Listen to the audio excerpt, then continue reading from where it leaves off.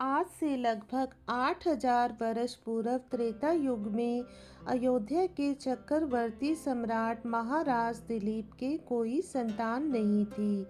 एक बार वे अपनी पत्नी के साथ गुरु वशिष्ठ के आश्रम गए। गुरु वशिष्ठ ने उनके अचानक आने का प्रयोजन पूछा।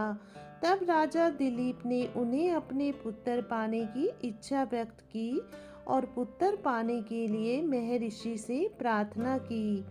महर्षि ने ध्यान करके राजा के निसंतान होने का कारण जान लिया।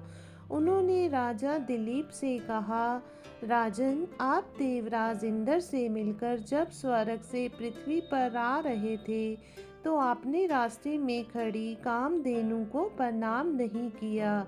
शीघ्रता में होने के कारण आपने कामधेनु को देखा ही नहीं। कामधेनु ने आपको श्राप दे दिया कि आपको उनकी संतान की सेवा किए बिना पुत्र नहीं होगा। महाराज दिलीप बोले, गुरुदेव, सभी गायें कामधेनु की संतान हैं।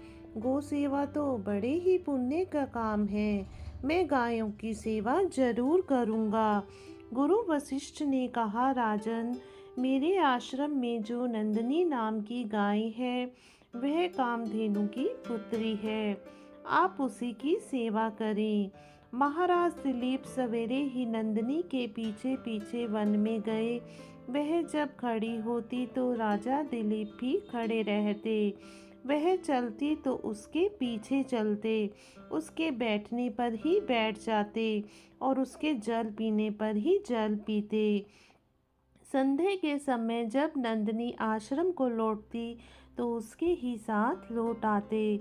महारानी सुदाक्षिणा उस गौ की सुबह शाम पूजा करती थी। इस तरह से महाराज दिलीप ने लगातार 1 महीने तक नंदिनी की सेवा की। सेवा करते हुए 1 महीना पूरा हो रहा था। उस दिन महाराज वन में कुछ सुंदर पुष्पों को देखने लगे और इतने में नंदिनी आगे चली गई। 2-4 क्षण में ही उस गाय के रंभाने की बड़ी ही करुण ध्वनि सुनाई पड़ी। महाराज जब दौड़कर वहां पहुंचे तो देखते हैं कि उस झरने के पास एक विशालकाय शेर उस सुंदर गाय को दबोचे बैठा है।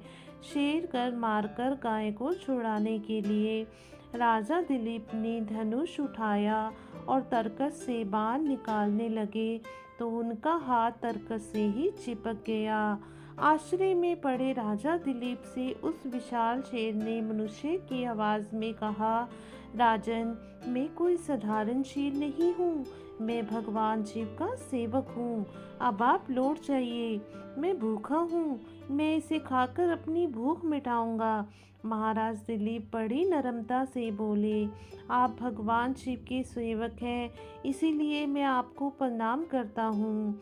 आपने जब कृपा करके अपना परिचय दिया है तो आप इतनी कृपा और कीजिए कि आप इस गौ को छोड़ दीजिए और अगर आपको अपनी क्षुधा ही मिटानी है तो मुझे अपना ग्रास बना लीजिए।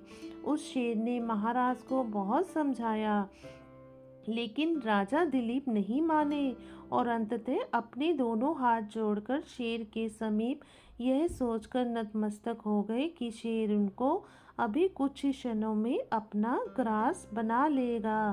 तभी नंदिनी ने मनुष्य की आवाज में कहा, महाराज, आप उठ जाइए, यह कोई शेर नहीं है, सब मेरी माया थी। मैं तो आपकी परीक्षा ले रही थी। मैं आपकी सेवा से अति प्रसन्न हूँ। इस घटना के कुछ महीनों बाद रानी गर्भवती हुई और उन्हें पुत्र रतन की प्राप्ति हुई। उनके पुत्र का नाम रघु था। महाराज रघु के नाम पर ही रघुवंश की स्थापना हुई। कई पीढ़ियों के बाद इसी कुल में भगवान श्री राम जी का अवतार हुआ। जय सिया राम, जय सिया राम। अगर आपको हमारी कहानी अच्छी लगी हो तो हमारी वीडियो को लाइक कीजिएगा, शेयर कीजिएगा और चैनल को सब्सक्राइब करना बिल्कुल मत भूलिएगा। धन्यवाद।